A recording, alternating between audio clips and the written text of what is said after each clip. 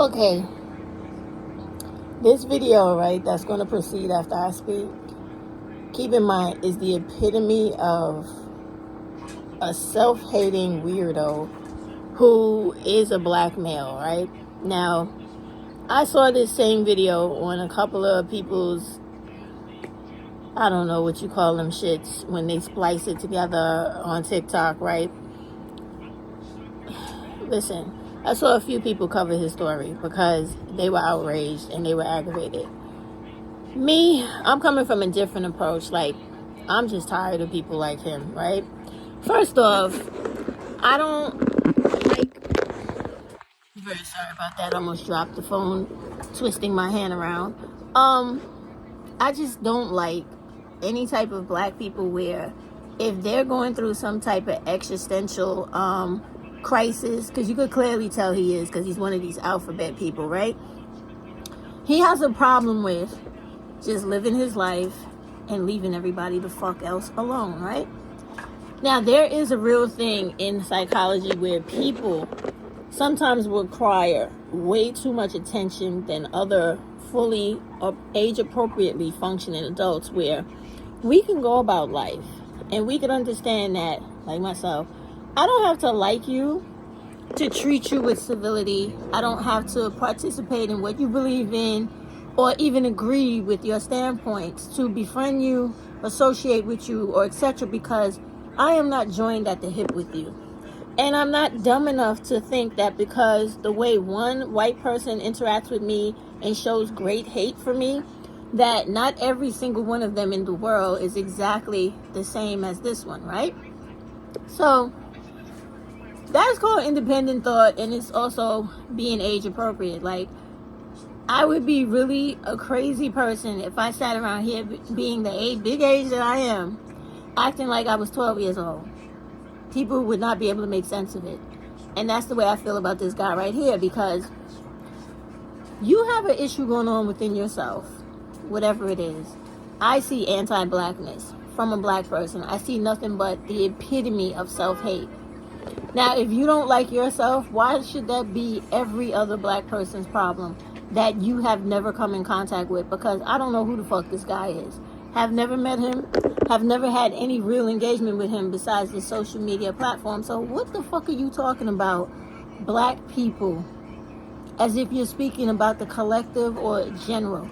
I don't know you, motherfucker. And I was always taught, and I practiced this for real, when I really have a fucking problem with a person, I mean personally, like I know these fucking people, I could reach out and grab them, right? If I do not fuck with them, I was always taught, if you don't like somebody and you don't got nothing nice to say, leave them the fuck alone. Period. I've been taught that since a little girl. Let them go their way, you go your way. Because the way I was taught, I don't have a right to stop another person from being who they are. They don't have the right to do it to me. So if we don't mesh, we're not a good fit, you go your way, I go mine. No harm, no foul. Unfortunately, all of these people, because they belong to this white supremacist society, and they deal with the backlash of white people's white fragility all the time, they tend to feel like they can police other people, play with other people, push the limits of those other people's patience and boundaries and etc. until they get fucked up or they get insulted, right? This is what this guy is doing. Because he knows, because he is a black person, you can only fucking push the buttons on black people so long before we turn around and fucking go off on you, hurt you, or kill you. That's really how we are. We give you lots of warnings. We try to ignore you. We try to exercise extreme patience. But then when we have enough, it's like you fucking woke the bear. Now we ready to fucking rip your head off literally where you stand, right? Okay. So that's what he's trying to do with this video. I personally don't give a fuck who he associates with, what he does with his life, or what happened to him in his childhood. Do you know what happened to me in my childhood? I got swirled almost every week by these like 4 girls. Talking about mean girls. These girls were the most insecure little bitches ever. They walked through my high school terrorizing all of the girls, me included, right? Me and my poor sister, they would, oh my God, they would put us in the toilet bowl upside down. They would pull our pants up. You know how you do that wedgie thing? They would do that shit to us. They would put peanut butter and gum and shit like that in our hair. They would try to hit us with everything. Man, the first fight I ever had was in 9th grade in math class, where this girl literally threw a glob spitball in my face. And I got up with my math book. I proceeded to walk across that classroom and I whooped her ass with that math book. I swear to God. It was really bloody and really messy, but I beat the shit out of her, right? I got in a lot of trouble, almost got arrested. I had to go to family court.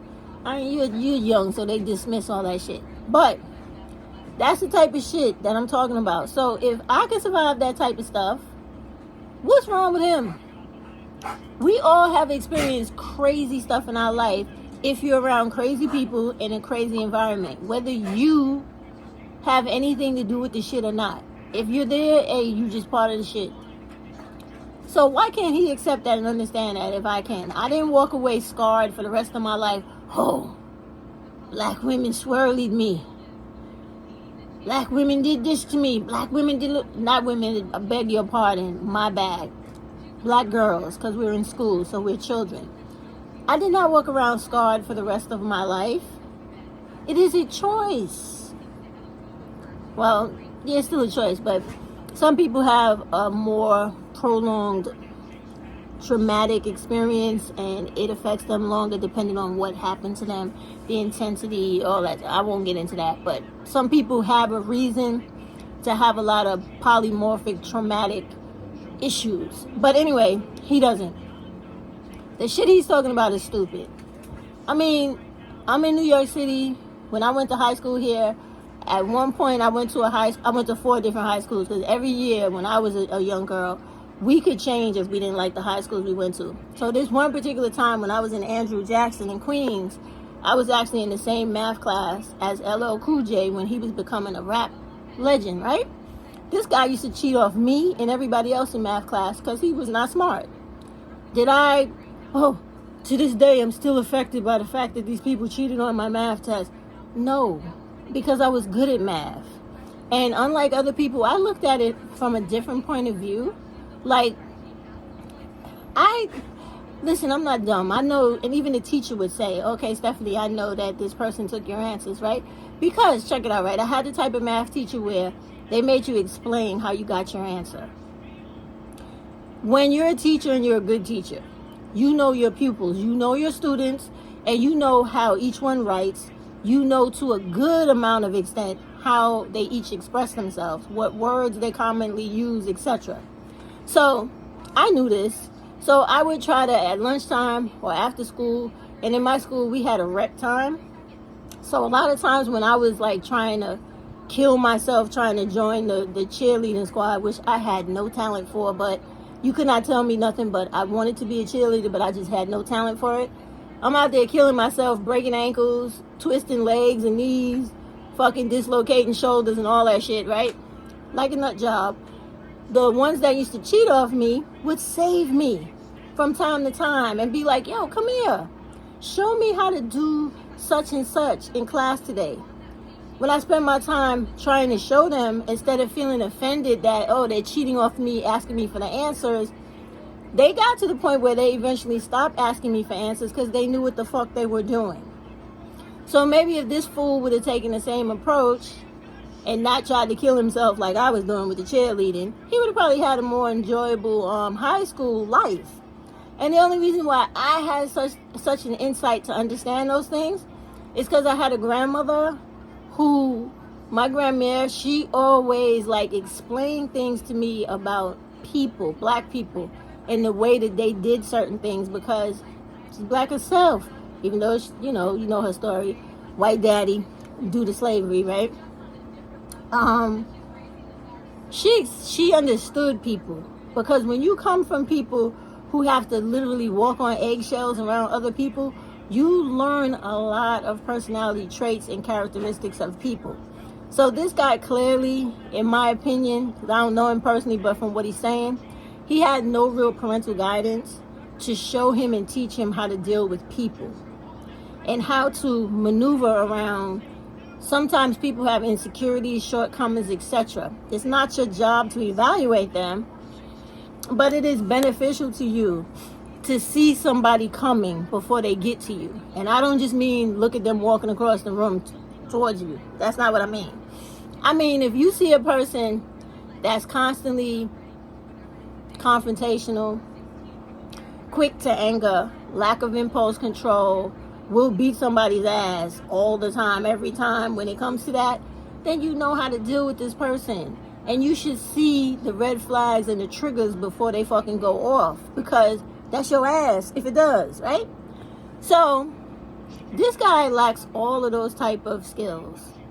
Critical thinking skills, survival skills, interpersonal skills. He lacks all that shit. Okay? So the problem is not the people who are around him. This is my opinion, baby. My observation. So, he's the issue. And he continues to want to be the issue because why are you coming on a public platform looking to poke the bear? Looking to start shit with, oh, why I don't like black people? Or whatever the fuck he did. Are you 5? What are you doing, sir? And I mean, does he not understand you are a passing fancy? I don't care how many people see your shit. It may go viral, it may not. Right after that's done, people don't give a fuck. They right back to doing whatever they was doing before that shit happened. You are, as the Erica Mena, not Erica Mena, I forget, the chick from the Basketball Wives, how she say, you're a non-fucking factor? That's really the shit here. But he's trying to be a relevant factor, and it's stupid because you need to be doing other positive, more valuable things with your time.